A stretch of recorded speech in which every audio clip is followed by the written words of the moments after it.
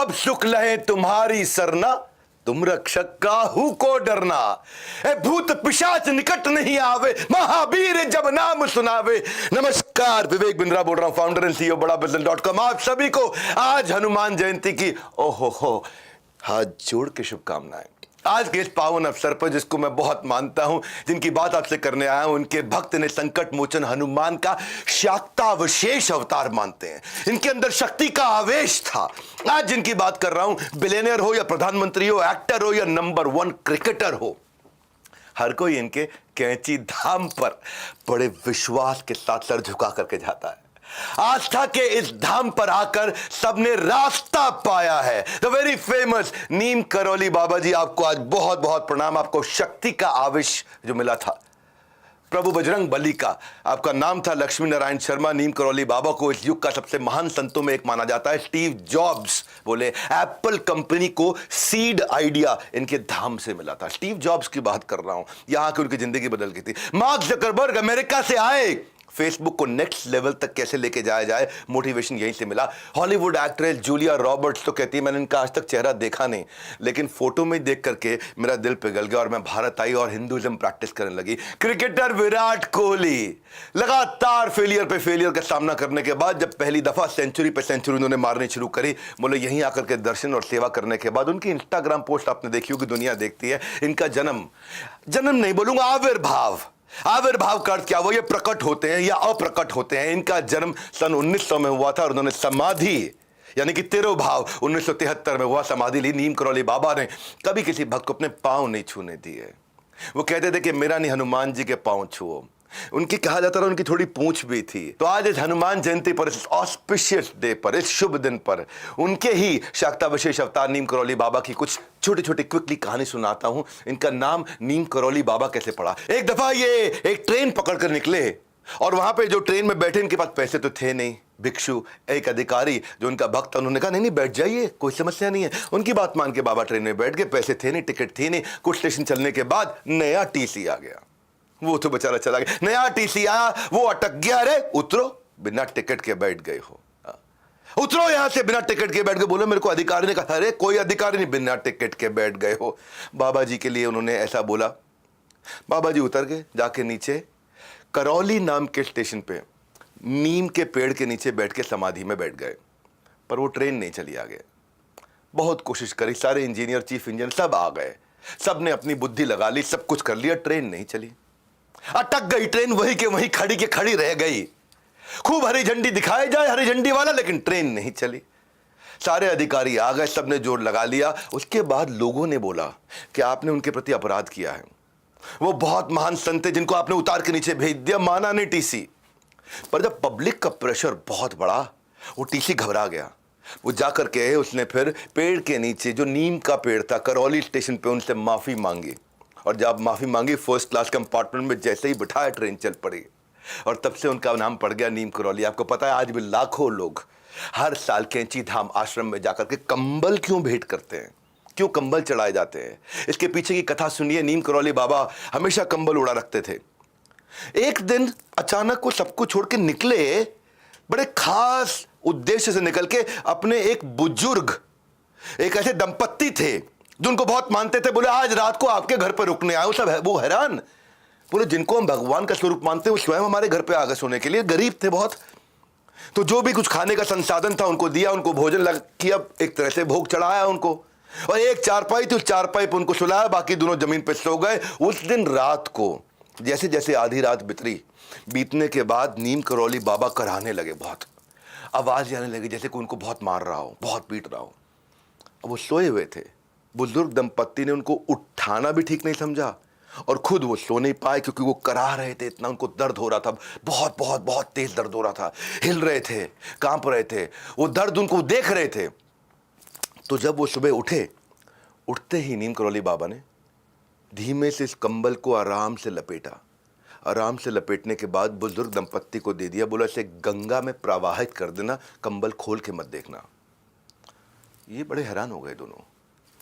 कंबल को प्रवाहित कर दें, खोल के ना देखे। कंबल जैसे ही उठाया, कंबल बहुत भारी, ऐसा लगा जैसे इसमें लोहा भरा पड़ा है, बहुत भारी कंबल। बहरहाल उन्होंने गुरुदेव की आज्ञा, कंबल नहीं खोला, जाकर के प्रवाहित किया। अजीब सा लगा कंबल प्रवाहित करते वक्त। कुछ दिन के बाद उसी दंपत्ति का बेटा बांग्लादेश से वॉर के बाद लौटा, जो कि ब्रिटिश फौज में एक सैनिक था और दूसरे विश्व युद्ध में उस समय बर्मा फ्रंट पर तैनात था ब्रिटिश आर्मी की तरफ से। लड़ाई की स्थिति पूछने पर पता चला कि दुश्मन उस रात को, और ये वही रात थी जिस दिन बाबा नीम करौली उनके घर आए थे, पूरे दुश्मन की फौज ने उसको घेर लिया और सबको घेर लिया। वहां कुछ थोड़े से सैनिक बचे थे और लगातार रात भर गोलियां मारते रहे। सारे सैनिक मर गए, इसको एक भी गोली नहीं लगी। मेरे बोलते बोलते रोंगटे खड़े हो रहे हैं। इसको एक भी गोली नहीं लगी। पूरी रात गोलियां चलती रही, सब मर गए, इसको एक गोली नहीं लगी।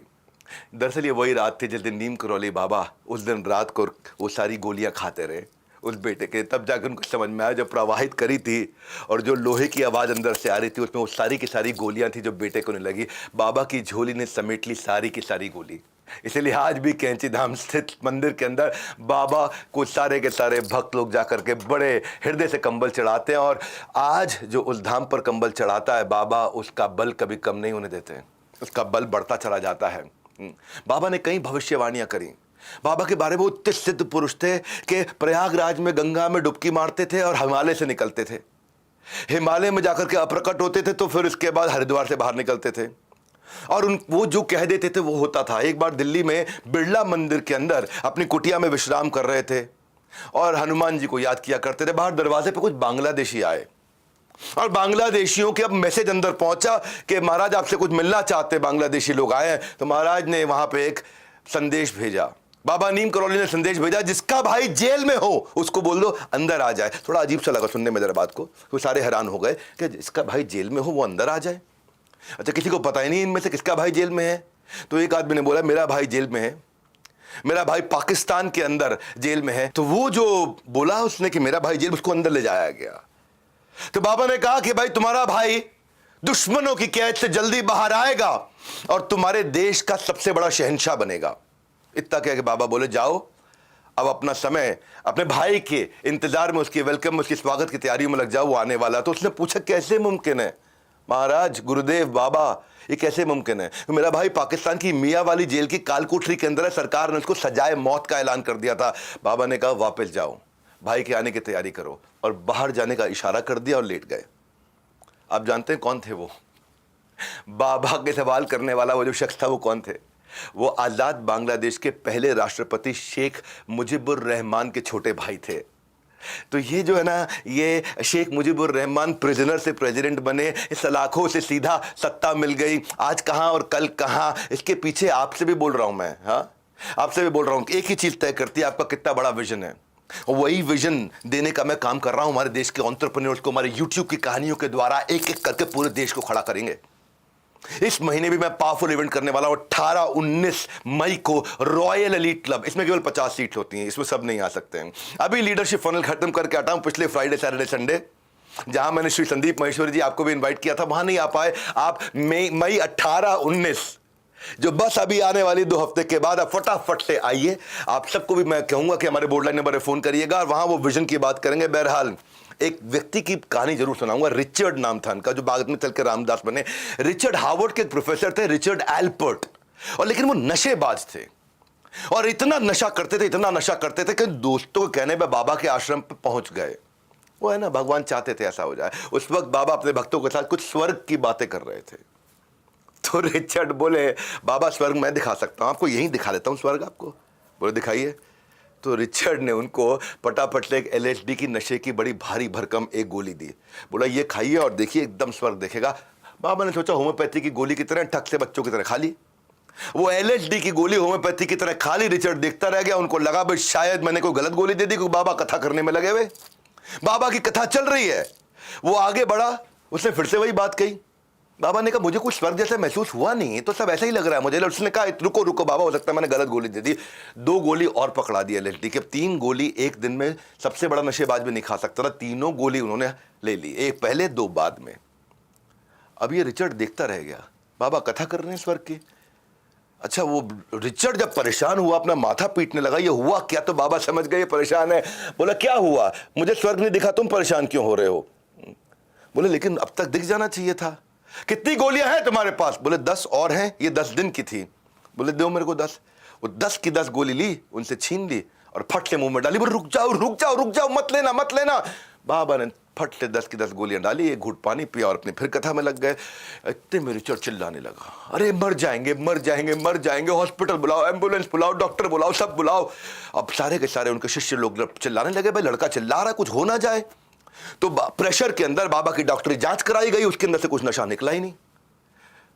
इससे हुआ क्या, उसका सारा नशा उतर गया ये देख के कि महाराज को कोई नशा नहीं हुआ। रिचर्ड बाबा की चमत्कारी शक्तियों को मान गया और अमेरिका वापस कभी भी ना जाने का वचन लेके जीवन भर उनकी सेवा के लिए आश्रम में रुका। उनके सबसे महान शिष्यों में से एक थे रिचर्ड। उनका नाम बाबा ने बदल के बाद में रामदास रख दिया था। एक तरफ थी गोली और एक तरफ थे बाबा नीम करौली। जय बजरंग बली।